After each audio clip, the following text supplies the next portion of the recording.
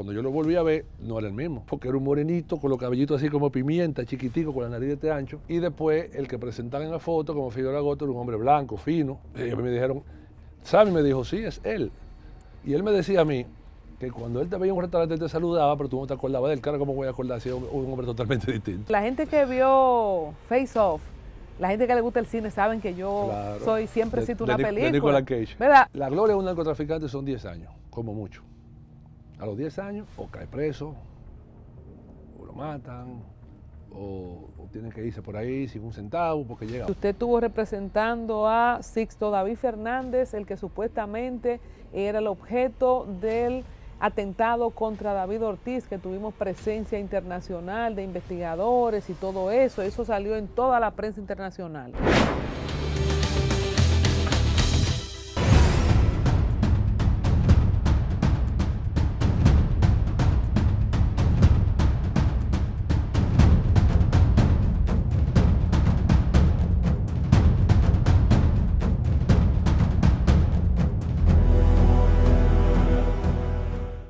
Mis amigos de Al Tanto, qué bueno que nos acompañan en otro episodio más de su serie Abogados, entre Dios y el Diablo. Y nos encontramos con el doctor José Rafael Ariza, quien tiene casi 40 años de servicios como abogado penalista y dirigiendo su firma Ariza y Asociados. Gracias por estar con nosotros. Gracias, Colombia, por la invitación. Tenemos experiencia de entrenar junto en el gimnasio, pero ahí solamente hablamos de ejercicio, ahora vamos a hablar de derecho aquí. Bueno, ejercicio pero profesional ahora. ¿Cómo Ariza decide irse por el derecho? ¿Es una historia familiar? ¿Está conectado por un caso que vio? ¿Por qué decide ser abogado? Mira, yo quería ser ingeniero, agrónomo, porque me gustaba mucho el campo. Y yo iba con mi papá a la finca y eso, y él es el que me dice a mí, no, mira, hazte un test, de esos test psicológicos que hacían, que te hacían de un examen de toda la materia, y te decían para cuál tú tienes más posibilidad. Y el test yo lo hice, dije, bueno, yo puedo ser ingeniero, arquitecto, abogado, médico. Me dijo, me gusta abogado, porque el abogado es una persona que tiene conocimiento general, maneja muchísimas cosas, y esa preparación es importante porque si tú quieres mañana ser ingeniero, pues puedes tener una compañía de ingeniería, si quieres ser lo que tú quieras lo puedes hacer desde abogado. Qué buen consejo. Sí, y me dijo, te voy a pedir un favor. Si ya tú decidiste ser abogado, nunca te vendas. Porque lo peor es que dicen que los abogados se venden. Y el que compró un abogado lo desacredita. Eso siempre se sabe. Por lo tanto, eso nunca. Yo le dije, no, tranquilo. Yo no entiendo que es así. Y ahí voy. Ya han pasado los años y aquí estamos. Bueno, qué bueno que sea usted, doctor, que diga esa parte de la fama, por eso le pusimos entre Dios y el diablo, que los abogados se venden, que él tiene un lugar en el infierno, que entre suegras y abogados el infierno está lleno. ¿Cuál ha sido como esa...? Mira, Colombia, los abogados, los gatos están muy desacreditados. Que los gatos son de mala suerte, que los gatos, el gato negro se asociaba a la brujería. Y por eso, inclusive, se habla de que hubo un papa emitió una supuesta Buda papal, la bula papal, que decía que había que eliminar a los gatos. Eso porque tenía que ver con hechicería y brujería cuando estaba en la Inquisición. Y por eso se dice incluso que la pandemia de la peste bubónica de los ratones tuvo que ver con eso. Por poco se muere la humanidad entera. Porque mataron los gatos. Porque habían eliminado muchos gatos. Eso no está científicamente probado, pero se habla mucho de eso en la historia. Los abogados ciertamente, al tener conocimiento de la materia, de diferentes materias, conocimiento que no lo tienen las personas que no estudian derecho, que no saben, aprovechan algunas cosas, alguna terminología, muchas veces, y hay muchas historias, muchos cuentos, algunas son reales, otras son anécdotas de verdad, de engaño, de cosas, de cobro, pero yo no te puedo decir, porque si te lo digo tú no lo vas a creer, que hay muchos abogados que han sido engañados por mucha gente. Porque cuando la gente va donde el abogado, siempre va y le ofrece villas y castillas. Mire, doctor, para que se quede ese señor con eso, mejor yo se lo doy a usted. Yo le doy la mitad. La mitad no se puede, porque la ley permite hasta un 30 de honorario.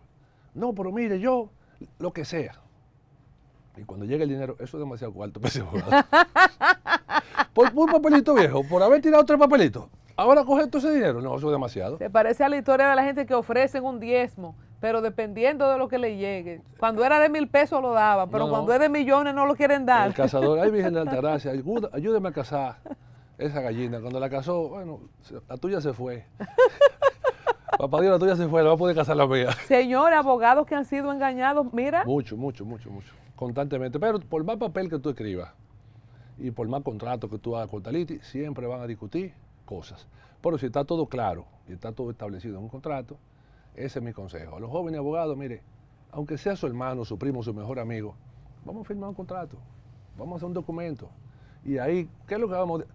¿Cuál es mi trabajo y cuál es tu compromiso? ¿Y cuál es el mío y a qué yo me comprometo? El abogado no se puede comprometer nunca con resultados porque el abogado no es un ente de resultados, el abogado es un ente de medios. Por lo tanto, yo no te puedo ofrecer que la decisión va a salir de una manera u otra porque eso no está en mi mano. Eso está en mano o de un juez, siempre de un juez. Si es una materia de investigación, pues entonces puede ser que un fiscal archive, pero eso es un tema que no se puede comprometer el abogado. El abogado se compromete a hacer su mejor esfuerzo. Y otro problema, el ingeniero hace un edificio. Ahí está la pared, que tú la viste, ¿verdad? Mírala ahí está el techo, está hecho. Lo que hace el abogado, la gente no lo ve y se le olvida. El abogado se puede pasar 1 año, 2, 3 detrás de algo para conseguir algo. Y al final la gente dice, no, pero eso fue muy fácil para usted. Esos abogados son unos ladrones. Sí, lo dicen mucho. ¿Cómo se convierte en penalista? En la presentación yo decía que el doctor José Rafael Ariza Morillo es un destacado penalista, pero los abogados no nacen penalistas cuando Claro se que no. gradúan. ¿Cómo es el camino? Lo mío fue, lo primero que a veces, las ramas del derecho que tú ejerces más, tú no elegiste, ya te elige a ti. En el caso mío, yo vengo del viejo código, de una época que había que trabajar en el Palacio de Justicia, en la Fiscalía. La primera vez que yo fui al Palacio de Justicia de Ciudad Nueva, ahí me carterearon, me robaron la cartera. Yo desde ahí no uso cartera. En el mismo palacio. En el 90 yo dejé de usar cartera, pero me la robaron unos supuestos abogados que habían ahí, que eran bucones, que resolvían más que los abogados. Yo era un muchachito cuando llegué ahí. Los carteriaron, doctor. En el Palacio de Justicia de Ciudad Nueva. Abogados. Sí, ¿Usted ve que son ladrones? Es que no eran abogados. Es que no eran abogados, eran carteristas. Wow. Y estaban ahí porque eso era un tumulto. Es una cosa increíble. Se vestían de abogado para atracar. Eso era una cosa increíble. Ese era un mercado. Un mercado. ¿Quién limpia eso? Porque ya no es así. Eso cambió mucho con las reformas judiciales del 97. Eso hay que agradecérselo mucho a Subero y su gestión. Mucho agradecer al magistrado Luciano, para descanse. Ese grupo de jueces cambió mucho la cara de la justicia. La materia penal siempre ha sido la cenicienta de la justicia.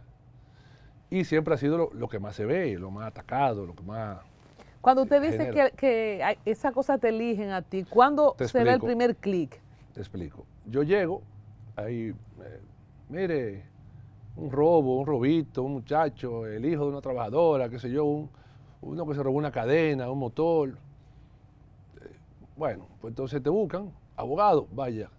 Cuando tú vas, tú rápidamente ves que te buscan 10,000 pesos. Te pagan de una vez. Esta materia es buena. Porque la gente cuando está preso empeña, hace lo que sea para pagar. La materia civil tú tienes que pelear. Yo trabajo mucho civil, por eso me lleva años. Yo tengo casos que tienen 25 años, más. ¿Y por qué duran tanto los civiles? Porque en las civiles hay otras aristas, los contratos, la ejecución, los jueces, primera instancia, segunda instancia. En materia penal es más rápido y el dinero se ve de una vez. Entonces a mí me eligió el dinero. Yo no elegí a él. Vio el menudo. De una vez. ¿Y cuál fue su primer caso? Wow. No recuerdo con exactitud, pero sí te voy a contar uno. Yo jugaba basquetbol. Lo creo. Pongan el amplio para que pongan. Creo que sí que jugaba basquetbol el doctor. Desde minibaque, jugué superior. ¿Cuánto te mide? 6'6". Ay, mi Yo madre. jugué el baloncesto superior, el de Naco. Después el Naco se retiró en el 85, jugué San Carlos, 86. Después empezó el equipo de expansión, la Universidad de Los Minas. Y eso era una fanaticada tremenda. Y me gustaba mucho mi basquetbol. Pues una vez yo tuve que dejar el basquetbol por el derecho. Porque yo fui a visitar a un cliente a la cárcel preventiva de Najayo, que estaba en ese entonces en el Sánchez La Fe. Y el preso tenía, el imputado tenía, el cliente tenía media hora ahí atrás y no salía. Y yo le mandé a decir qué es lo que le pasa. Y él vino donde mí, mire, devuélveme mi dinero. Usted está trabajando en mi caso. Yo lo vi por televisión, usted lo que está jugando basquetbol ahí. Se levanta, risa, tira, falla. Los otros presos dándole cuerda. Mira tu abogado, así que tú vas a salir. Tu abogado jugando basquetbol. Porque era basquetbol profesional. Claro, entonces yo cobraba por eso. Entonces yo tuve que decirle a él, mira, eso el basquetbol es de noche. Sí, pero ustedes de día practican. Y entonces, ¿cómo usted trabaja en mi caso? Oiga, yo tuve que tomar una decisión, Colombia, muy a muy pesar, y decir, tengo que dejar el basquetbol. Tenía 20 años. Wow. Y tuve que dejar el basquetbol, que me gustaba más que el derecho. ¿Y no había posibilidad de ir a la NBA con su tamaño y su físico? No, Tito Hofford, el papá de Al Horford, fue de los primeros en la NBA. Era muy difícil antes llegar a la NBA. Muy difícil. Tito subió y al poco tiempo, bueno, el papá de Al. Pero no se hizo la diligencia. Jugábamos juntos. Doctor, no se hizo la diligencia. A mí me dieron beca para estudiar en Estados Unidos, en la Universidad de Drury, en Missouri. Porque como me gustaba el derecho, y no era compatible, ni lo es todavía, el derecho de allá con el derecho de aquí, de Estados Unidos, yo decidí terminar mi carrera aquí. Porque la decisión del derecho fue temprana.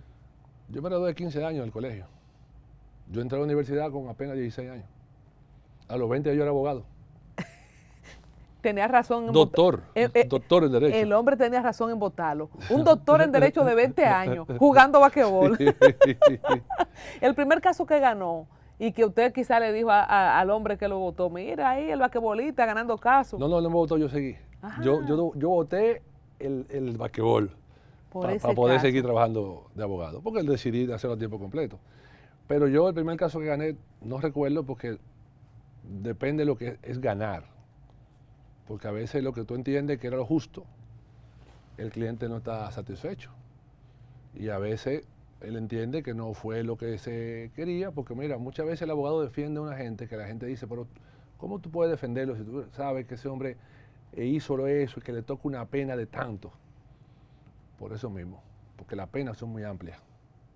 Por ejemplo, los casos de homicidio, que son unos casos que es donde hay un abanico de años mayor, de 3 a 20, pues tú tratas de conseguirle el mínimo al cliente, y ese es el trabajo, pero no está diciendo que lo absuelvan, que él no lo hizo. Y el cliente siempre quiere que lo saquen. No, lo mínimo. Lo mínimo.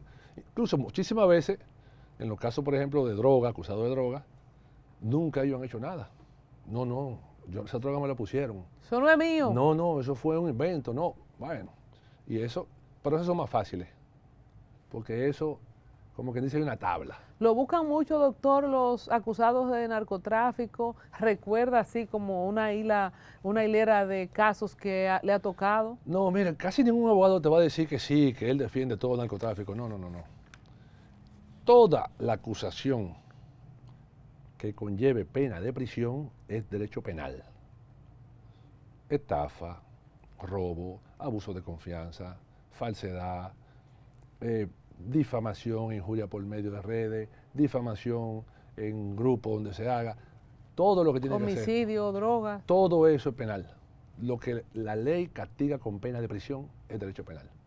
Entonces, todo lo que sea penal, porque te buscan, pues tú defiendes todo lo penal, porque ese es tu trabajo. En el caso Figueroa Agosto. Claro, si Agosto, tú aceptas, si tú dices, no me interesa, porque hay muchísimos casos que yo he dicho, no me interesan. En el caso Figueroa Agosto, de los más sonados, yo pienso, junto con el Chapo, no sé, lo que sepa más de eso, me escriben ahí en los comentarios. Pablo Escobar, el Chapo, Quirino, como que Junior Cápsula y Figueroa Agosto da para una película. Claro. Y usted tuvo ahí una participación representando a Mary Peláez, a Adolfi, a Sammy Dawaje. Sí, claro.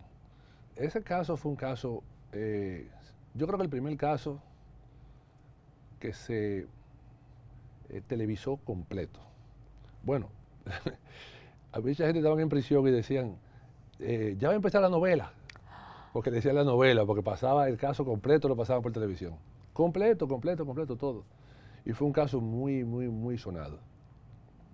Y nosotros teníamos teorías interesantes de derecho ahí, sobre todo que se estaba hablando mucho de lavado de activos.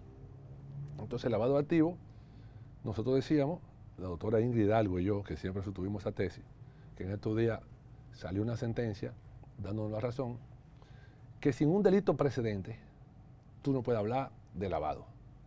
¿Por qué? Porque él estaba acusado y estaba condenado a 100 y pico de años por un supuesto homicidio. Entonces, por ese homicidio, él no obtuvo una ganancia millonaria de dinero para él dárselo a estos muchachos para que lo lavaran. Entonces nosotros decíamos, si él no ha sido juzgado por narcotráfico, ¿por qué tú lo estás acusando a ellos de narcotráfico donde no hay ni un gramo de droga?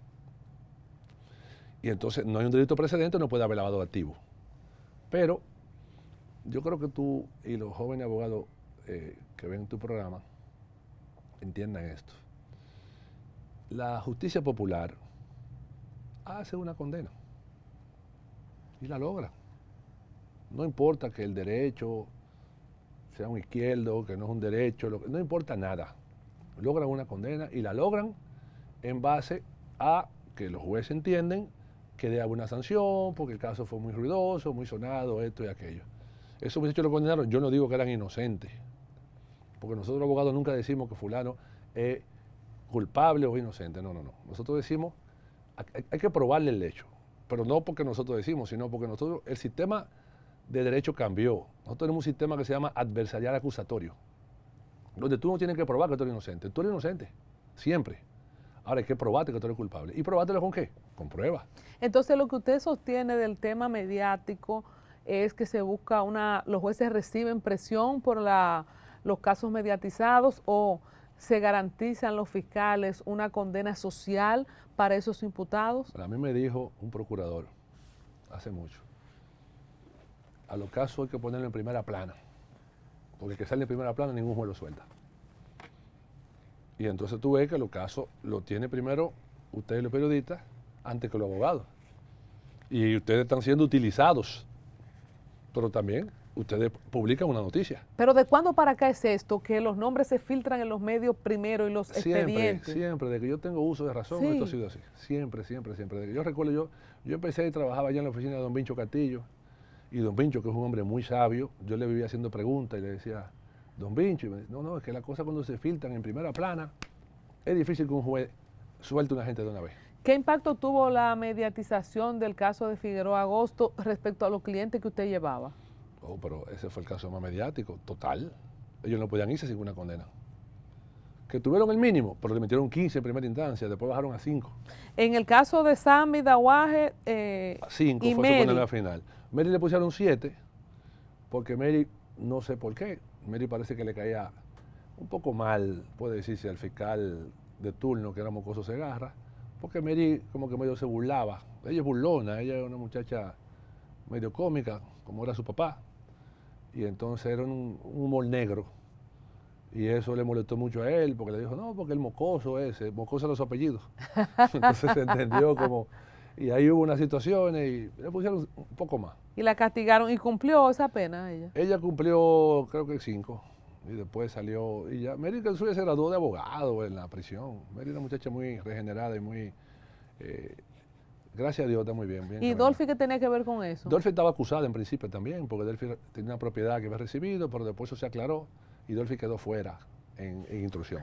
Arisa, ¿cómo recibe, por ejemplo, Mary Peláez una condena? ¿Cómo es eso? Tú como abogado, cuando te condenan a un representado, ¿cómo se da eso? ¿Cómo es el ambiente de, por ejemplo, un doctor que te está operando? Yo sé que no aplica lo mismo. Tú lo que quieres es que te saque el tumor y que tú quede bien. Pero si al final la operación fue muy buena, pero como quiere el paciente se murió, ¿cómo es eso, el sabor de cliente-abogado en esa circunstancia? No, mira, lo primero que nosotros no somos la parte, nosotros asistimos a la parte.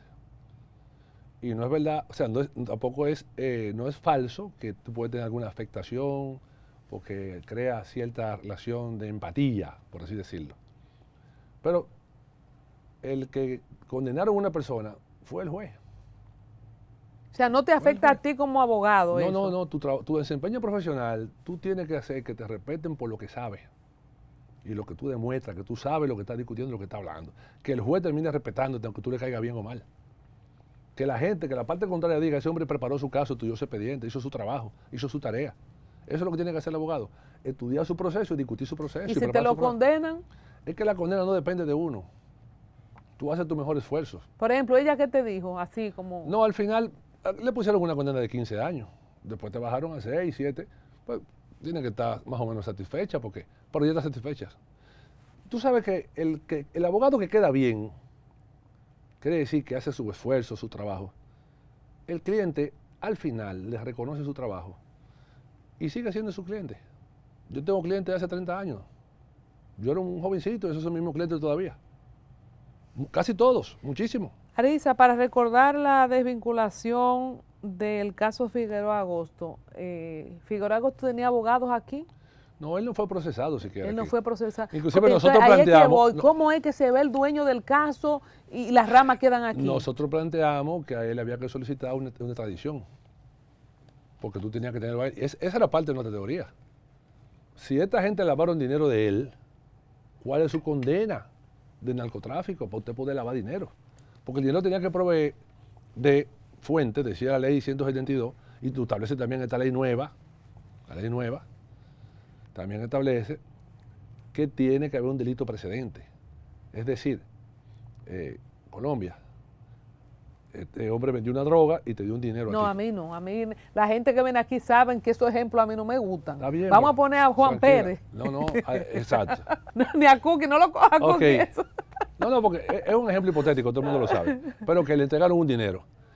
El hombre dice a sabiendas, o sea, él sabía que ese dinero viene de un origen ilícito. Pero el origen ilícito tiene que ser de los especificados en la ley. En este caso, narcotráfico, tráfico de órganos, tráfico de almas. Y nada de eso existía en ese caso. Y la Suprema lo ratificó diciendo eso mediante su decisión ahora, hace poco, y eso de 2009. No dieron la razón, pero fueron condenados. Por eso. Y así una pregunta al margen, pero que tiene que ver con el tema. ¿Qué es lo que gana la República Dominicana, Arisa, en este tratado de mandarle a Estados Unidos los supuestos narcotraficantes? Y después vienen de allá para acá a los 7 u 8 años y andan aquí pululando. Bueno, la República gana poco. En la política de los Estados Unidos, que es una política de asuntos económicos, ellos ganan mucho. Porque ellos le quitan bienes, le quitan dinero y sobre todo ¿Por qué reciben firmamos información eso? de otros casos. ¿Por qué firmamos eso? Ese tratado es viejísimo, el tratado de 1919. Pero ¿cuál es la ganancia de eso? Bueno, el problema... ¿Complacer al imperio? Bueno, ya eso es un tema político que yo ahí no sé. De eso yo no sé. Pero tiene que ver mucho con eso. Cuando estás expuesto, en cualquier profesional que esté expuesto, especialmente los abogados, ustedes en casos como este, tan mediatizado como el de Figueroa Agosto, a raíz de eso, ¿te llaman más gente involucrada en procesos de narcotráfico para que los represente? Mira, la gente si te ve muy ocupado, no te llama. Te dice, no, pero Arisa no va a atender mi caso, él está muy ocupado ahí. Entonces la sobreexposición de los medios, yo pienso que no beneficia a ningún abogado, pero hay otros abogados que entienden que esa es su vida. Yo entiendo que no, porque si te ven demasiado ocupado, no te van a buscar. Arisa, hay abogados que parecen estrellas de rockstar, que le guste el medio y la farándula más que los cantantes. No, tú estás hablando de los amigos míos, sí, yo le tengo mucho cariño a ese muchacho. Pero ese es su medio, esa es su forma. Y quizá consiguen trabajo así. Sí, claro que sí, porque ellos entienden que esa publicidad le da notoriedad y quizá la gente no lo ve ni siquiera como bueno o malo abogado, sino como un abogado conocido y por eso le dan trabajo, pero cada quien tiene su manera de buscársela y yo no lo critico. Yo no sé si, para los que no recuerdan, cómo se destapó el caso de Figueroa Agosto. ¿Cómo le llegó, doctor, ese caso a usted? Casi siempre todos los casos llegan por alguien que te recomienda, que viene y te busca, y te dice, mira, ya estaba esta mujer, Mary, estaba detenida, la estaban interrogando en el Palacio de Justicia de Ciudad Nueva, y alguien vino y me dijo, mira, ven, acompáñanos, porque había un abogado que estaba grabando, y la fiscalía lo sacó, y ahora ya no tiene abogado, y te necesitamos, y así fue que empezó. ¿Y cómo es que se destapa el caso en ese momento? ¿Lo recordamos? Por un chisme de vaina de mujeres, de que la que era mujer de él, Sobeida, y otra, y la mujer de uno que se llama González, un coronel que mataron ahí un 24 de diciembre. Había unos chismes entre una cosa, y mira que esta fulana, uno estaba hablando de otra, y ahí empezaron ellos por un problema de mujeres. Igual que lo de Troya, que fue por Elena. Igual que mucha guerra. Igual que mucha guerra. Mira, pues yo no sabía eso. Sí, Fue un ese- tema de claro. chisme de mujeres y de Una falda. foto que le mandaron, mira que el cuero ese, que sí, ok, está en tal sitio. Entonces la muchacha se lo dijeron porque le dejaron pegado al número, el nombre de la foto, el post-it. Entonces dijo, tú te dieron un cuero, el cuero fulana, entonces ahí viene la otra. Y ahí viene, ya tú sabes. ¿Y usted conoció a Sobeida, doctor? Sí, claro, a todos. Como diría José Luis Peral, ¿y cómo es ella? No, Sobeida es una mujer muy especial, muy bonita, pero muy especial porque ella sabía todo lo que pasaba ahí. Y una mujer, yo puedo decirte que es muy especial. Porque a veces hay cosas que hasta a los hombres le dan miedo y quizá ella no le daba miedo. Y seguía para adelante. Pero también ella es una mujer que está por ahí ya muy tranquila, según tengo entendido. Porque ya eso fue en el 2009, 2010. Es un caso viejo. Yo no sé si entre Puerto Rico y nosotros, por la cercanía, porque él podía estar en cualquier otro lugar, pero no se encontró aquí como encontró vida. Tú sabes que ahora me acordé, yo conocí a ese hombre, oye, ¿por qué? Yo estaba en la casa de don Fabio Fiallo, un abogado, eso fue 2001 por ahí, y fueron a buscarlo a él para un caso, y él dijo, no, llévate a Arisa. Y era un muchacho que le decían José, que cayó preso junto con Figueroa Agosto cuando lo agarraron aquí en el 2001. Había un señor que le decían Wilfredo Andújar, el amarillo, que traditaron para Puerto Rico. Y en ese caso de Wilfredo, cuando vinieron a buscarlo, Figueroa como que era chofer de él. Y el que se llamaba José también trabajaba con él. Y ellos se tiraron como por un ducto, por un edificio, por la Nacaona, por ahí, y quedaron agarrados porque José era gordito y Figueroa le cayó arriba. Y ahí lo agarraron preso. Y ahí fue que descubrieron quién era. Pero yo le hice un habeas corpus que se llamaba José y lo soltaron en aquel tiempo. Y ahí él me dijo, yo quiero que usted sea mi abogado. Y yo lo conocí, pero cuando yo lo volví a ver, no era el mismo. Porque era un morenito con los cabellitos así como pimienta, chiquitico, con la nariz de este ancho. Y después, el que presentaban en la foto, como Figueroa Agosto, era un hombre blanco, fino. Y a mí me dijeron, Sammy me dijo, sí, es él. Y él me decía a mí que cuando él te veía en un restaurante, él te saludaba, pero tú no te acordabas de él. Claro, ¿cómo voy a acordar si es un hombre totalmente distinto? Pero mira, la gente que vio Face Off, la gente que le gusta el cine, saben que yo Claro. siempre cito una de película. Nicolas Cage. ¿Verdad? Presidente Abinader, lo del final de la película no era que a mí me gusta citar películas. Era Entonces, Nicolas Cage. Nicolas Cage y John Travolta. Sí, Face Y Off. uno ve cosas de película, de gente que se cambia el rostro, que se cambia. Ese cambió. Pero no me diga, doctor. O sea, ¿usted lo conoció antes de? Yo lo conocí preso y él me dijo a mí, mire, doctor, me están pidiendo 5 millones de pesos para soltarme. Y yo dije, pero en aquel tiempo, y por un habeas corpus, por eso es una cuestión de 200 o 300 mil pesos. Y él me dijo, no, que yo no puedo ir para justicia, pero yo no sabía. Yo vine a saber que era él después del 2009, 2010. Incluso, él me pagó, me mandó un hermano que me pagó como 200 o 300 mil pesos y me entregaron a la mujer de él. Y yo firmé que me la entregaron, la que se llama Levy. Me la entregaron, la despacharon porque estaba presa. Y yo firmé, me la entregaron y me dieron mi dinero. ¿Y cómo se llamaba en ese tiempo? No, Levy se llama igual, Levy Nin. Pero él después... Digo él, ¿cómo se llamaba en ese tiempo? Cuando cayó preso, Ajá. no recuerdo, porque no llegué a trabajar el caso, porque él no quería justicia, él quería nada más que lo soltaran de ahí, él no quería bajar al Palacio de Justicia. Y yo le ofrecía que yo lo podía soltar, pero en Ciudad Nueva, porque no había prueba contra él. Yo no sé si usted oyó la vinculación del tal Ángelo Millones, creo que se llama Ángela Ayala Vázquez o el Booster, que supuestamente a ese era que andaban buscando. Quizá por eso entonces Figueroa Agosto tiene una facilidad de negociar porque tira para adelante al verdadero tiburón. Bueno, tú sabes que en eso de la mafia organizada, el crimen organizado, el jefe realmente, tú nunca vas a saber quién es, porque otros son todos jefes. Uno va a decir que el otro, no el otro. El que va primero y habla primero, va a decir que el jefe es el otro. Ya entendí. Sí, el jefe es aquel. Pero ciertamente hubo una redada importante en Puerto Rico que salió en la prensa, donde atraparon a más de 120 personas. Después de eso. Sí, incluyendo al tal Ángelo. Y eso fue parte de la negociación que él hizo, parece, para rebajar la condena y salir. Entonces Figueroa Agosto era un hombre diferente. No fue solo la nariz que se derrizó. No, no, era un morenito, chiquitico, narizón, con cabellito como pimienta. El que yo lo vi. Pero ¿y cómo se puede Y cambiar tanto? después yo lo vi blanco, bueno, como No, Michael Jackson. No.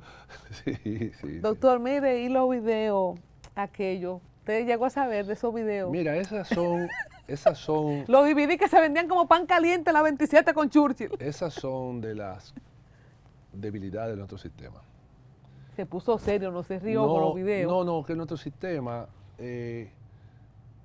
eso cae en mano como una evidencia, que esa evidencia debe ser custodiada. Toda esa cadena de custodia no se puede romper nunca. Y los responsables de esa evidencia no pueden permitir que eso se filtre, ese tipo de cosas. Entonces, esas filtraciones es lo que hacen como, vamos a ver, tipo farándula, un caso gravísimo. En ese caso hubo muchísimo homicidio por encargo. Andaban unos sicarios haciendo de todo. Entonces, ese fue un caso feo, muy feo. Pero la gente se distrajo con las presentadoras. Porque un policía supuestamente sacó una evidencia y presentó de unos videos que el hombre tenía un fetiche que grababa todas las mujeres con que se acostaba y entonces esa grabación, él tenía como una, le dicen mariconera, ¿no? Y él la ponía así con una cámara y la grababa y después eso lo agarraron y eso lo publicaron. Pero es verdad que la grababa porque los videos estaban ahí. Claro que sí, la grababa, pero eso la grababa sin su consentimiento. Pero eso fue una evidencia que en un allanamiento del Ministerio Público tomó esa evidencia y no podía salir nunca. Eso no podía hacerse público. Entonces, esas son las debilidades del sistema que hay que tomar en cuenta. Se dijo como que él se escondió en una cisterna y que tuvo un tiempo. Fue verdad, sí, unas horas, cuando lo persiguieron. ¿Y mandó a ejecutar cosas de ahí? No. Él salió de ahí, le dio $100 a un vendedor de fruta y le cogió el celular. Toma, dame ese celular. Y llamó al único teléfono que él se acordaba de memoria, al de Sammy. Y después se juntaron todos y ahí ya organizaron su escapada. ¿Y por eso conectaron la llamada con Sammy? No, es que Sammy se sabe que decían que era del grupo de él, que andaban todos. O sea, ya eso andaban comprando propiedades, haciendo negocios, eso era otra cosa. ¿Ha habido algún caso jamás como ese, doctor, aquí, de esa magnitud? De ese Cuando ruido. usted habla que hubo sicariato, que hubo... Bueno, No. ahí en la calle que yo viví, en la Selene, creo que, no me acuerdo ahora el nombre del edificio, hubo una situación con el González, creo que se llama el militar, y la esposa creo que quedó inválida después de eso. No, ya está bien, pero le dieron un tiro en una pierna, algo así. Sí, ya está bien. Y eso estaba ligado a lo de aquí de la francesa. Sí, claro. O sea que fue un movimiento, señores. No, tremendo. Y ya, gracias a Dios, eso no existe aquí, ¿verdad? Bueno, los casos pasan, el que no existe. Eso, todo eso que se vio ahí. El sicariato. Ya como él se pone. Esto es Suiza ahora. No. Eso pasó esa vez. No. Y más nunca. Fue un caso muy feo. Como ese yo creo que no ha habido otro. Cada X tiempo vienen esos personajes así, peliculescos, como Pablo Escobar, El Chapo, Figueroa Agosto. Son como eventos, ¿verdad? Ese fue un caso gravísimo. Lo que pasa es que ese caso también involucró una serie de jóvenes de clase media alta que normalmente no son los que se involucran en ese tipo de cosas. Más los videos de las presentadoras. Todo eso. Tenía todo el caldo de cultivo para que sea fantástico. Eso fue una película, se puede hacer una película. Una película. Seguramente hay gente trabajando en eso. Bueno, creo que han hecho una. Sí. Sí, ¿no te acuerdas que hicieron una? No sé, no me viene ahora. Sí, creo Sí que se hicieron hizo. una. ¿Y cómo se llama? No, creo que hicieron una de Florian. Y Florian, cuando terminaba la película, como que Manny Cruz, el actor, ¿cómo se llama? Sí. Que es muy bueno. Él al final... Manny Pérez. Manny Pérez. Sí. Él le dio la mano a una persona mucho gusto que llegó, un boricua. Y ese Figueroa Agosto. Preparando la secuela. Exacto, esa es la película. ¿De qué año estamos hablando eso de Figueroa Agosto? 2009. Ay, sí, hace mucho. El Rey de Najayo fue en el 2011, yo creo. Exacto, entonces... O sea, que daba tiempo. Ahora seguro ya vienen esas por ahí. ¿Usted conoció a Rey de Najayo? Claro, Florian. A Florian. Claro. Florian era un tipo muy agradable, muy chévere, estudió Derecho. ¿En la cárcel? Sí, y él llamaba y consultaba mucho. Sí, lo llamaba usted, doctor Ariza, Sí, de colega a colega. Sí, claro, mire, ¿qué opinión usted tiene de un caso así, tal cosa? Incluso me mandó una vez a defender a una gente, me mandó una gente a mi oficina. ¿Pero usted lo llegó a ver en persona? Sí, claro, claro. Me mandó un teléfono, mira, defiende fulano. No, yo fui a ver, claro que sí. Pero usted lo fue a ver ya el condenado. Florian preso tuvo como 14 hijos. Y se graduó de Derecho. como 14 hijos tuvo estando preso. Wow. Sí, sí. Y tenía poder para despachar, porque él llamaba para hacer diligencia. Claro, él te mandaba un teléfono y ahí te llamaba él después. Y después venga por aquí, mire, yo creo que usted me defiende un caso en tal sitio. Aunque hablamos de Figueroa Agosto, no es dominicano. Es Florian Félix como nuestro Pablo Escobar, como la figura más... Era muy sonado en su época. Mira, los narcotraficantes, yo siempre he dicho que ese negocio no es negocio. Un narcotraficante a los 50 años, si llega vivo, está preso o anda corriendo. Y sin un chele. La gloria de un narcotraficante son 10 años, como mucho. A los 10 años, o cae preso, o lo matan, o tienen que irse por ahí sin un centavo porque llega otro. Salvo algunas excepciones, ¿verdad? Rarísima, gente que no son de ruido. Gente que han hecho muchísima diablura, andan por ahí y nunca han sonado en nada. Y ni tú ni yo sabemos que es narcotraficante, ni nadie lo sabe. O algunos que ya pasaron su proceso y no vamos a tocar esos temas. No me estén escribiendo que lo conozco. Si la justicia ya los pasó, nosotros no tenemos por qué perseguirlo. Es que nada más hay una justicia. Lo que pasa es que la justicia que hay, la condena moral y la justicia social, eso está en la imaginación de la gente, en lo que sea. Pero los jueces son los que tienen que decidir. Culpable, fulano no es culpable, eso son los jueces. Y si purgó Pero su eso no pena, quiere decir que si llegó una gente ahí, se le sentó al lado de usted no quiere tratar a esa gente, pues usted se va. Es un derecho que usted tiene. Pero usted puede opinar, siempre y cuando eso no afecte o no lo haga de manera pública, porque también lo pueden demandar. Pero, por ejemplo, eso gente que se sabe, que han sido condenados por eso, por lavado, narcotraficantes, usted no puede hacer negocio con esa gente. Pero siguen haciendo negocio con ellos. Porque los Estados Unidos persiguen eso. Tú no puedes seguir haciendo negocio. Pero los Estados Unidos, como tú dijiste, con su doble moral, quizás, como dicen alguna gente, ellos enjuician, reciben dinero, valores, pero lo despachan para acá y el hombre viene con muchísimo dinero y muchísimo bienes. y muchísimo poder. Y sigue. Ahora, usted dirá, bueno, hizo 8 años preso, 10, pero hizo 10 años preso. O sea, eso es una condena. El doctor Ariza llegó a conocer al abusador. Yo personalmente lo vi muchas veces, pero que yo haya hablado con él, no recuerdo ninguna vez. Pero sí, él llegaba a un lugar donde tú estabas con 10 gente, no se permitía, por ejemplo, alma en un bar, él entraba con 10 gente armado y nadie le decía nada. Y se sentía el power de las velitas también, donde él estaba. No, eso era otra cosa, porque eso era un show que ellos hacían, una competencia entre otros y uno. Por ese ruido, él hubiera seguido con ese ruido. El problema de él fue que cuando ellos se metieron y abusaron de David, eso ahí no le salió al juego. Hablemos del caso de David Ortiz, que usted estuvo representando a Sixto David Fernández, el que supuestamente era el objeto del atentado contra David Ortiz, que tuvimos presencia internacional de investigadores y todo eso. Eso salió en toda la prensa internacional. Mira, yo voy a empezar por el final. Jean Alain me llama un día que quiere hablar conmigo porque él va a hablar con la prensa y va a decir lo que pasó. Y cuenta su historia. Y me dice que necesita que mi cliente, que era David Fernández, en ese momento, ratifique lo que él va a decir. Me enseña una foto y me dice, esta foto la cogimos un preso en el 15 de Asua. Y con esta foto fue que a partir de ahí se ordenó el sicariato y le dieron el balazo a David. Y yo necesito que tú y tu cliente, para que tu cliente no salga a decir lo contrario, que eso fue así. Y yo le digo, una sola pregunta tengo. La extracción de esa foto, ¿cómo fue? Un juez lo ordenó y tú sacaste del celular esa foto. Sí. Después me dijo otro procurador, amigo, eso es mentira. Eso no fue así. Porque si fue un juez que lo ordenó y fue un hallazgo ordenado por un juez, o sea, la legalidad del origen de esa foto. Después un procurador adjunto me dijo, no es verdad. Pero en el momento me dijo que sí y yo le creí. Digo, no, pues está bien. Y yo creí toda su versión. Porque fue una investigación que lo hicieron y yo lo creí porque lo investigador. ¿Y cómo fue que la consiguió la foto? No fue así. Yo sé que ningún juez ordenó eso porque después el expediente llegó y todo y no había nada. Lo primero que yo fui a buscar fue eso.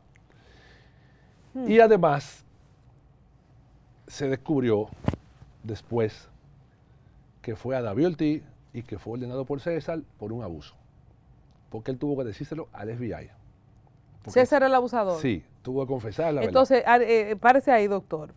A propósito de la cosa más absurda y ridícula que se dijo en ese momento, que de hecho hubo un señor que se hizo viral, que nada más podían confundir a David Ortiz con King Kong, porque no, David Ortiz era único, y no lo podían confundir con este muchacho que era hasta clarito de piel, ¿verdad? Y flaquito. Y flaquito, el Sixto David Fernández. Sí. Cuando vimos yo pienso que el inicio del fin de Jean Alain, de todas las cosas absurdas que empezamos a ver o que siempre vimos, pero que finalmente se salieron de control, una versión tan...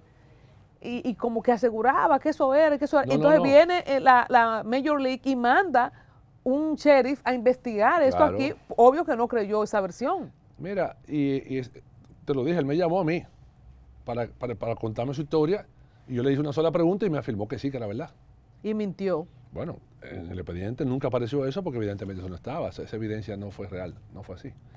Y la verdad es que fue un abuso de ese hombre y ese abuso le costó a él una exposición más allá de nuestras fronteras y más allá de los lugares donde él podía tener cierto poder de corromper a quien se dejara. Porque, por ejemplo, la gente cree que el crimen organizado es tan sencillo. Mira, Colombia, un narcotraficante va y le dice a una gente, hasta un congresista, quien sea, tómate dinero. Y si tú no lo coges, entonces, mira, esta es la foto de tu hija que va al colegio, esta es la foto de tu esto. Entonces, eso yo te lo voy a matar todito. Eso es México, Colombia, Estados Unidos, muchísimos sitios. Entonces, o tú haces lo que yo te digo, o esto es lo que viene. Tú coges el dinero mejor. Tú lo coges, yo mejor caigo preso para que me hagan eso. O sea que al final, lo quieras o no. Es que los narcotraficantes, la lucha es muy desigual. Entonces, Arisa, para irnos al momento, ¿no piensa, usted dice, tienen una gloria de 10 años los narcotraficantes? Como mucho. Porque entonces el poder y eso te nubla, porque César no pensó el impacto de exponerse. Es que lo de él da una orden, los lambones da una orden, mira, tal cosa así, hombre, dale un tiro que no joda más. Entonces, cosas así. ¿cuál fue la historia entre David y César del abuso? Él se lo inventó. Porque él se creó una novela y unos supuestos celos y una envidia. Y David no tenía nada que ver con eso. El tema de las mujeres, que había unas mujeres. No, supuestamente la esposa de él, eso fue la versión que él quiso dar, como que David le enamoró. Es imposible. La gente ve a David y piensa que es un loco. David es un tipo súper inteligente y súper preparado. Él le gusta la rumba y la cosa. Pero es verdad que vivían en el mismo building. Sí, es verdad. Pero no es verdad que David iba a enamorar a nadie. Es un problema de vecinos, entonces. No, es envidia, esas son cosas de abuso. Eso fue un abuso, ya. Se salvó por un pelito. De casualidad, obra de Dios. Y también fue bien atendido, hay que decir eso. Sí, por obra de Dios, porque a veces hay gente que son bien atendidos y Dios que sabe.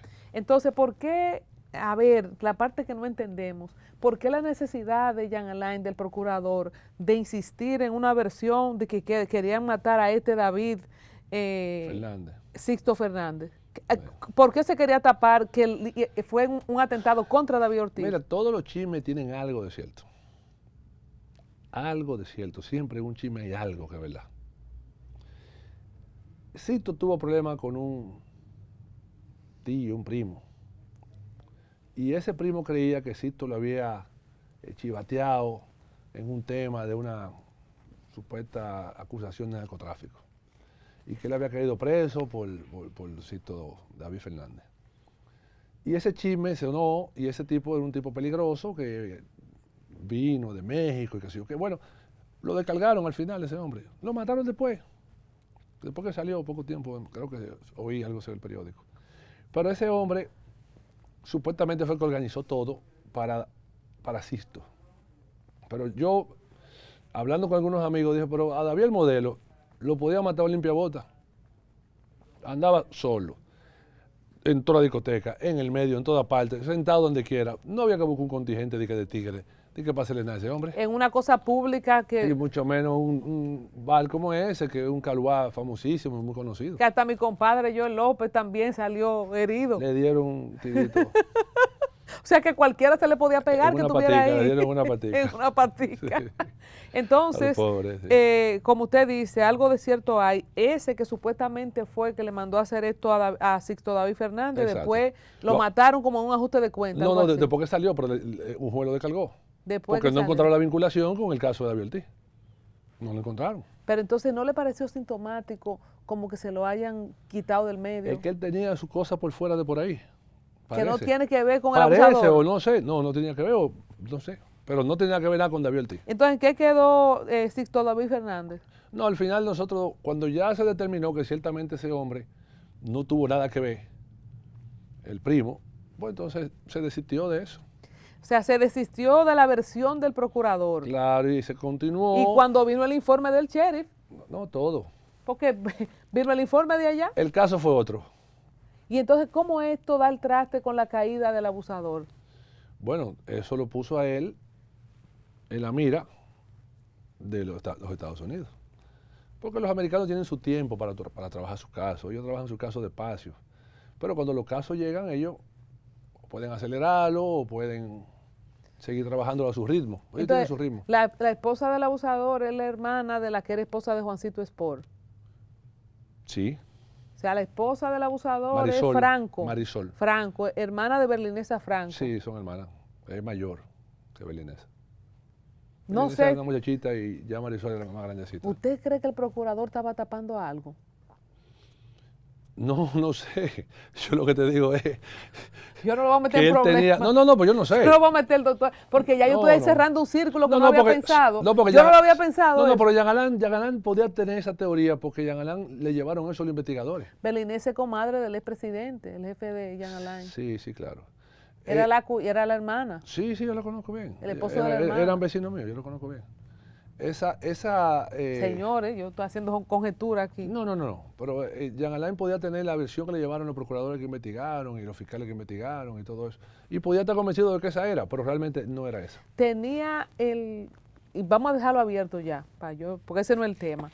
Los narcotraficantes importantes, el crimen organizado, tiene esa complicidad de autoridades al más alto nivel para operar esos 10 años de gloria, que hacen todo, que hacen y deshacen y son como intocables.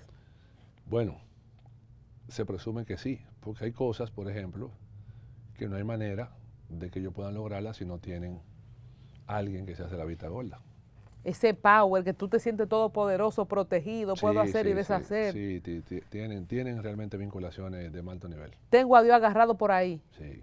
Bueno, vamos a hablar de otros casos. Es un caso tonto, de que un muchacho que le tira un café. ¿Ustedes se acuerdan de ese caso en la pandemia? Que era un abuso, que si, Mira, o los popis. Lo importante de ese caso, realmente fue un exabrupto de ese hombre. Se puede decir un abuso por su exabrupto, ¿no?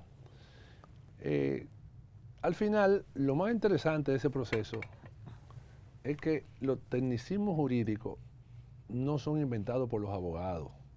Eso está en la ley. Los procedimientos en que se recaban las pruebas es importante. Un video salió y se hizo viral. Ese video lo coge un fiscal y lo lleva ante un juez. Cuando se le pregunta al juez cuál es el origen del video, cómo llegó a mano de ese fiscal, el fiscal dice, me lo entregó fulano, una entrega voluntaria, pero no lo recabó adecuadamente. Por lo tanto, ese proceso terminó con una absolución. Aunque al final él le pidió disculpas a la muchacha, gracias a Dios no le causó ningún daño porque lo que decían el abogado de la parte creyente, que había sido que le había producido quemadura en los certificados médicos, no certificaron eso. ¿Le gusta exagerar también a los abogados? Bueno, eso es parte del teatro. Depende de si tú eres defensa o eres parte creyente, tú representas una parte, tú dices, por ejemplo, si es defensa, tú dices, ese tiro que se cayó el alma y se disparó y le causó una herida que posteriormente la persona falleció por eso. 70 años después. No, y si tú eres creyente, tú dices, ese abusador le dio un balazo que le voló la tapa de los sesos y derramó todo. O sea, tú lo pones diferente y está diciendo lo mismo. Pero tú le pones... Le pone Itevi ahí. No es el Itevi, sino tú le pones el histrionismo necesario del proceso. Pero lo importante es que en ese caso las pruebas se recabaron de una manera incorrecta. Y eso, ellos fueron a juicio sin prueba. Y en el juicio fue una absolución. ¿Qué se hizo? Se le pidió disculpas, una dispensa pública, la muchacha la aceptó, la muchacha es cristiana ahora, una infeliz, trabajadora. Y eso pasó. Porque también a veces un abogado agarra a una gente y le dice, mira, por ejemplo, de los casos 241, tú en tu carro viene un tipo, te choca y de una vez se tira al suelo. No, acuérdese que a mí no. A una gente por ahí. Ok. El que anda en la calle en un carro lo choca a cualquiera, un motorista, y se tira al suelo y dice, ay, me rompieron la pierna, y agarra un abogado, firma el contrato con Taliti, 30%, y le pone un yeso, y busca un testigo, que el otro iba a 100 y pico, que lo chocó, por poco lo mata, y hay que pagarle la pierna. Entonces exageran a veces algunas cosas. Un abogado de la talla del doctor Ariza, para un caso de un café que le tiró un muchacho a otra muchacha, hay como, o era que él tenía mucha prestancia y solvencia económica, o no hay como un nivel de caso que usted dice, ese caso no, yo no lo hago, búscate un abogado que esté empezando. Colombia, ¿Cómo es? Mira cómo operan los casos. Estábamos hablando ahorita que tú fuiste a mi oficina una vez con un amigo y una amiga, ¿te acuerdas? Sí. Un amigo va, y te dice, mira, tengo alguien con un problema, pues ya. O sea, no es la magnitud del caso. Los abogados somos referidos como los médicos. Tú no vas a un médico porque tú leas de que estoy buscando médico aquí en la guía y veo tal médico. No. ¿Qué tú tienes? Ve dónde es fulano, que se te puede ayudar. Y a veces, aunque no sea la especialidad, ese que te va a resolver. Exacto, y entonces ahí van. Y si no es mi área, yo digo, mira, vete donde fulano que trabaja esa área. Aunque yo trabajo casi todo. Me quedé pendiente en el caso del abusador de alias Pupilo. Yo defendía a Pupilo, sí. Pupilo... Manuel Sánchez Pérez. Sí, Pupilo lo acusaron de que él era parte del entramado y que él tenía unos vehículos a su nombre que eran de César y por lavado. En el proceso, al final, el caso lo terminó llevando una colega, Ingrid, lo descargaron, aunque después vi en la prensa que lo extraditaron. No sé si fue por ese caso o por otro, pero después lo vi que lo extraditaron. Pero la acusación de él era que él tenía 2 carros de alta gama, que no tenía cómo justificarlos, y que esos vehículos pertenecían a César el abusador y que era como un testaferro. Ese Sánchez, apellido Pupilo, le dicen Pupilo. Ajá, Manuel Sánchez. Manuel Sánchez, sí. En el caso de Junior Ramírez, que en estos días sonó de nuevo, en algún momento le tocó representar al llamado El Grande, que finalmente fue descargado. Sí, yo al principio en la medida de coerción y luego seguimos, pero después nosotros nos retiramos y siguió otro abogado. Pero sí, al principio yo lo defendía a él en ese caso. ¿Cómo se siente trabajar en un caso, por ejemplo, donde perdió la vida un colega, un abogado? ¿Cómo es? No sé si conoció a Junior. Yo no lo conocí, pero tengo algunos amigos que sí eran amigos de él y me dijeron que era una muy buena persona, era un tipo muy preparado. Pero fíjate, es que el abogado, como te dije, nosotros no somos partes, nosotros asistimos a la parte. Y sobre todo, fíjate que a él lo descargaron de la supuesta participación. Independientemente de lo que podían haber condenado, tú no estás afectando directamente a Junior, porque, oye, ¿qué pasa? Después que el caso pasó, cuando llegan donde ti, tú lo que recibes del caso es lo que hay, qué traen. Incluso hay un mito que se dice de que dime la verdad, que yo pongo la mentira. Eso no es cierto. ¿Los abogados dicen eso? No, el abogado no le dice nunca. Yo no le he dicho nunca a la gente de que dime la verdad. Que yo pongo la mentira. No, dime tú qué fue lo que pasó. Aunque yo no le crea, yo lo defiendo. Ariza, si hay una Porque gente, yo lo que veo es la prueba, la evidencia que haya. Si hay una gente que ya le ha pasado, una gente que dice yo lo hice, yo hice Sí, tal claro. cosa, ¿es mejor saber o no saber si el defendido es culpable o inocente? No. Si él te dice yo lo hice, tu deber es decir, pues vamos a buscar un acuerdo con el Ministerio Público. Admite los hechos, reconoce los hechos sin necesidad de un juicio y vamos a pedir una pena menor y muestra tu arrepentimiento y la verdad y todo. ¿Y se ha dado eso? Sí, a cada rato hay acuerdos. Yo he hecho muchísimos acuerdos.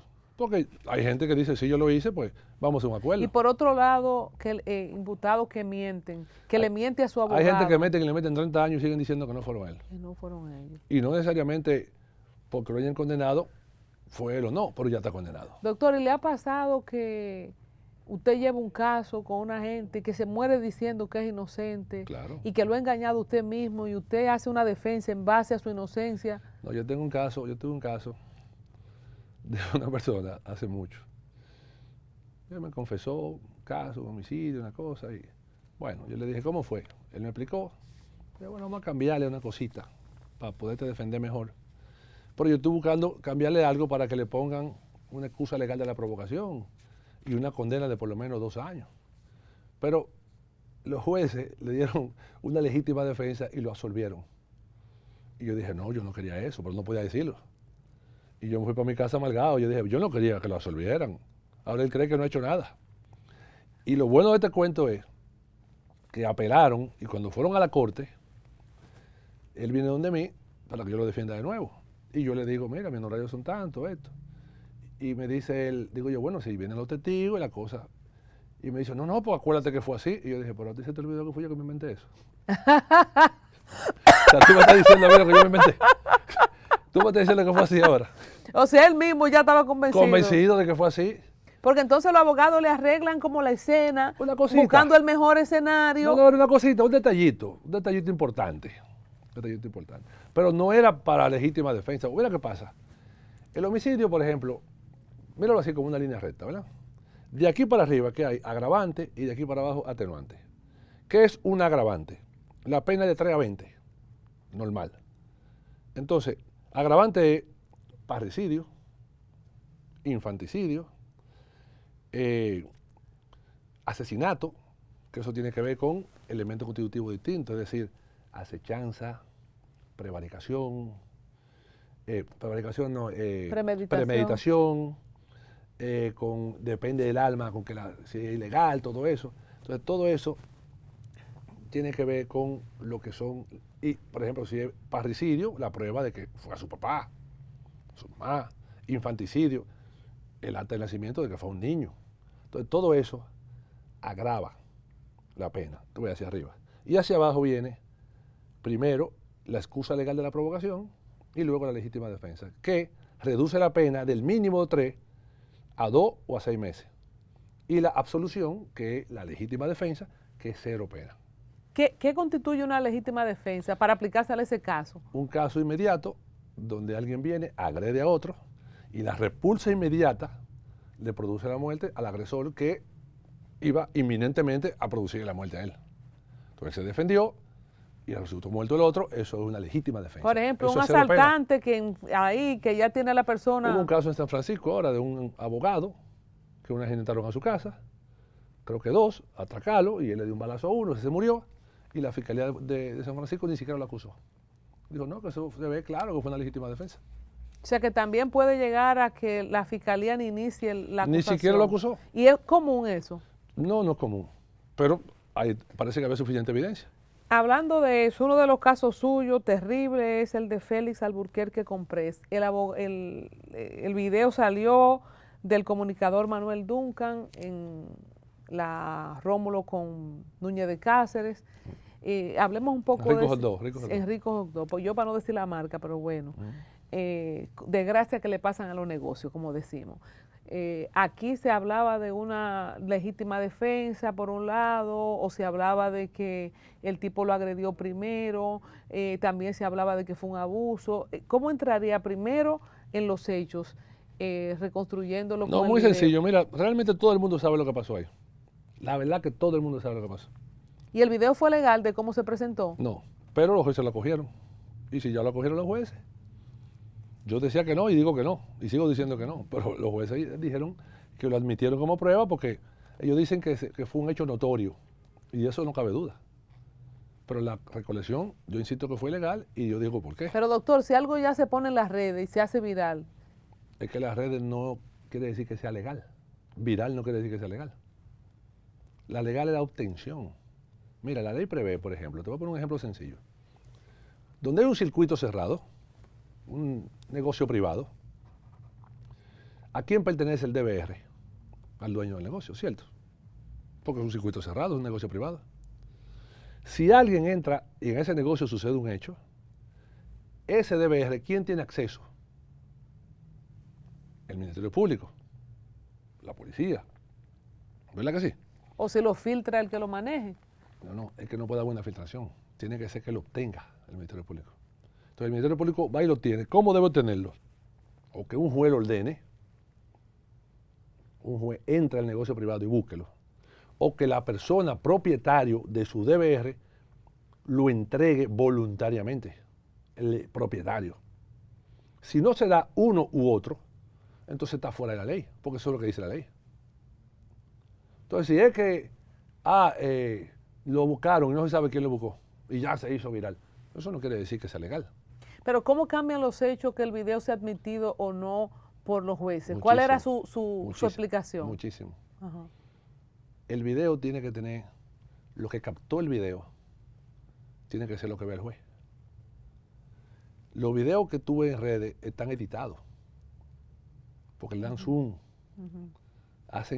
lo aclaran cara, hacen muchísimas cosas, hacen cortes, y todo eso está prohibido. Entonces la ley dice que tiene que llegar sin edición, o sea, los jueces tienen que ver lo que vio la cámara. ¿No le llegó así? Claro que no, eso todo el mundo tiene 80.000 cortes y muchísimas cosas, y todo eso se probó científicamente. Pero como te digo, ya mi teoría no fue acogida. Porque los jueces dijeron, ese fue un video notorio y en base a eso le pusieron una condena de 12 años. Y la acusación fue y expliquemos a la audiencia, ¿qué homicidio, qué es? Homicidio. ¿Cómo es lo otro? No, homicidio. Hay como diferentes... Homicidio. Las agravantes y las atenuantes. En este caso ellos decían que había agravantes. Sí, y pero fue como que rechazado. hay diferentes formas de llamar cuando una persona pierde la vida en un evento violento. ¿Cuáles son? No, el homicidio. Pero hay otras, ahora se me van a mí. ¿Cómo llaman al de Cuyus que se murió voluntariamente? No, homicidio y... Con premeditación, asesinato. Exacto, la diferencia entre asesinato y homicidio. El asesinato es un agravante que supone persecución. Ellos lo plantearon en el Ministerio Público, pero esa teoría no la cogieron. Dijeron que no. ¿No fue un asesinato? No. Incluso, mira, Manuel Duncan, que yo lo conocía también, golpeó y misericordiamente a ese señor, y las evidencias de eso se mostraron, y los testigos de él, los que estaban con él, lo admitieron y lo dijeron, en el tribunal se dijo, incluso los certificados médicos, aparece con 2 costillas rotas y todo eso, está ahí y se presentó. ¿Y se sabe por qué fue la trifulca? Disparate de borracho, que Manuel entendió que se estaba riendo de él porque le cayó un cachú en la ropa, ¿tú estás riendo de mí? Y ahí empezaron a cruzar palabras y él fue y lo golpeó. Golpeó quizás quien no debía golpear, pero lo golpeó, esa fue su decisión. Porque cada quien toma la decisión de lo que quiere hacer. Lo que tú no puedes controlar es la reacción. Nunca. Y la reacción fue la que sabemos. Y entonces, ¿cómo se sintió usted con esa condena? 12 años fue. No, yo entendía que le tocaba menos y sostengo que le tocaba menos porque fue una excusa legal de la provocación. Lo que pasa es que las juezas dijeron que el segundo disparo, que de verdad se vio muy feo, que incluso no le pegó, le rozó solamente en una pierna, pero se vio muy feo y eso... ¿Fue determinante el video para la decisión? Claro que sí, porque fue muy influyente, que fue una cosa muy... O sea, que los eventos que tienen video y los que no, marca la diferencia en la Gracias decisión. a Dios hoy día los videos ayudan mucho. Ojalá haya cámaras en todas partes. Todos los países desarrollados tienen cámaras. Tú vas a Londres y de que tú estás en el aeropuerto, ya tú estás lleno de cámaras. Tú te montaste en un tren y hay cámaras en todas partes. Y tú paseas por Londres, vas al Big Ben, vas a donde quiera que tú vayas, y hay cámaras que te ven. Entonces, doctor, entre los atenuantes y los, ¿cómo se llama? Agravantes. Y los agravantes, ¿qué fueron las agravantes de él? A él le cogieron atenuantes, Ajá. pero no en la proporción que nosotros planteamos. Por ejemplo, ¿cuáles atenuantes? Bueno, ellos dijeron que ciertamente lo golpeó y que los golpes y heridas que le causó lo tomaron en cuenta, pero que no fueron suficientes para llegarlo al nivel de 2 años. Bueno, lo dejaron en 12. Porque se produjo ¿Usted pedía un 2 tranque. años? Sí, se produjo un tranque. No, yo lo pedía, claro, pero lo pedí en base a lo que dice la ley. Si es excusa legal de la provocación, es de 6 meses a 2 años. ¿Cuál ha sido la decepción más grande que usted ha tenido con justificada sustentación, que usted se afajó a hacer su tarea y que usted entendía que así como que fue la mayor decepción? No, muchísimos casos hemos defendido que han tenido decisiones. Por ejemplo, hubo un caso, una vez de una campaña, no recuerdo el nombre de la persona, y un hombre le disparó a su tío y lo dejó parapléjico, y él le disparó, el tipo le disparó a él, y acogieron una legítima defensa. Inclusive él defendiendo tanto al tío primero y después él. Y eso se discutió, inclusive de la trayectoria, cómo le disparó, el hombre del suelo le disparó a él, y todo eso se discutió. Y el hombre fue, el parapléjico fue en una silla de esa deposición y expuso lo que pasó. Y todo eso se aclaró. Hay muchísimos casos, porque imagínate, tantos años de ejercicio, no ha habido tantos casos. Yo no puedo decirte tantos casos porque yo no sé ni siquiera cuántos casos. Ahora mismo no siquiera sé cuántos casos estoy llevando, pero debe ser más de 500. Uy, ¿y se ha sentido finalmente alguna vez en peligro, por ejemplo, en casos defendiendo gente sindicada en narcotráfico? Mira, muchas veces, muchos abogados, hay gente que la parte contraria, las pasiones, le ha volado encima, le ha dado golpes, han peleado. A mí nunca me ha pasado. Entendemos que no, ¿eh? No. Entendemos que nadie a un hombre de 6'6" le ha volado. No, mira qué pasa. Es que a veces cuando tú ves que la pasión, los ánimos están caldeados, tú tienes que explicar que lo tuyo es un rol pasivo. O sea, usted no es parte de eso. Pero fuera del estrado, así en su vida personal, que usted se diga, estoy bregando en un caso muy pesado con gente. Bueno, el caso de Figueroa Agosto era un caso donde los abogados fuimos objeto de muchas persecuciones. Porque como él estaba prófugo y corriendo, y la gente pensaba que él quizá era cliente de alguno, a casi todos los abogados que estábamos en el caso le tenían un vehículo atrás. Pero ese vehículo lo que hacía era que protegía a uno. Así yo lo veía, qué bueno, y vienen la gente, qué bueno me están cuidando. No, pero no tuvo miedo. Y los teléfonos intervenidos. Sí, miedo siempre uno siente, cada rato siente miedo. Pero no miedo paralizante, sino miedo normal. En ese de Figueroa Agosto, ¿se puede decir que fue el momento de más? Es que ese fue un caso muy grave, o sea, yo te digo que eso fue un caso gravísimo, eso fue un caso terrible, para inclusive cómo se viola, cómo se expuso la policía, involucrado, policía, Fuerza Armada, todo, ministerio, de todo. Muchos fiscales fueron amenazados, hay fiscales que dejaron de ser fiscales. Por eso, sí, claro, fue un caso terrible. ¿Y dónde estará él ahora? Sabrá Dios. Porque está libre, ¿verdad? Eso escuché. Bueno, después de 40 años de ejercicio... Casi, no tanto, no. Lo que pasa son como 37, 36, 37, 38, ya yo lo veo como 40. Bueno, sí, vamos a redondearlo. Sí. ¿Valió la pena dejar el basquetbol? El basquetbol. Claro que sí. No me queda tanto ya de ejercicio, yo creo que ya con 40 más. Y su papá pudo confirmar, mi hijo no te venda. No, claro, a mí nunca nadie, ni siquiera se ha atrevido ni señalar ni nada así con eso. De todo el mundo hablan y dicen de todo, pero nadie nunca ha ido a mi oficina y que mire, yo lo voy a comprar a usted. No, eso no se ha visto, ni se verá. Bueno, para los estudiantes de Derecho, ya ustedes saben. Yo escribo siempre por Twitter, todos los días. Sí. Tengo como 14 años escribiendo y siempre hablo de derecho. Yo no hablo de temas, de casos que ahora me pasa un caso y me aparece un abogado.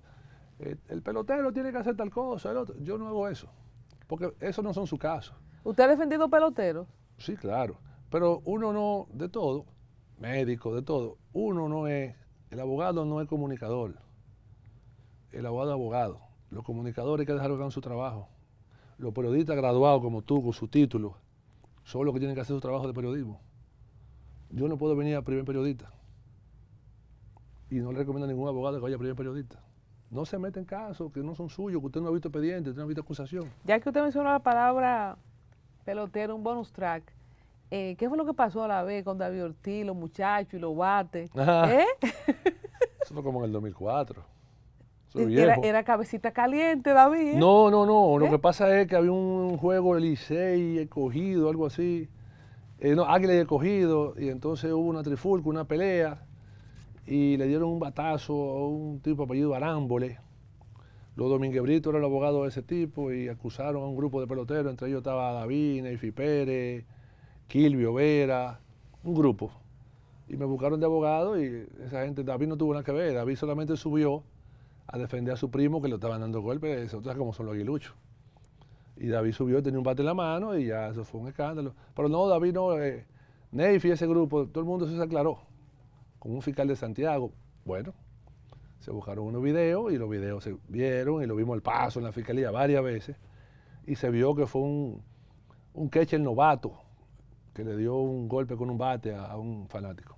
Y había que buscar al doctor Ariza para ese caso, entre los peloteros acusados de narcotráfico y de lavado de activos. Y no ha defendido funcionarios, esta gente que están en cosas de la administración pública, del PETCA. Muchísimo. ¿A cuál así de famoso? De No, lo que pasa es que hemos acordado con la magistrada Jenny, hemos llegado a acuerdos muchas veces y a veces ni siquiera se ha judicializado.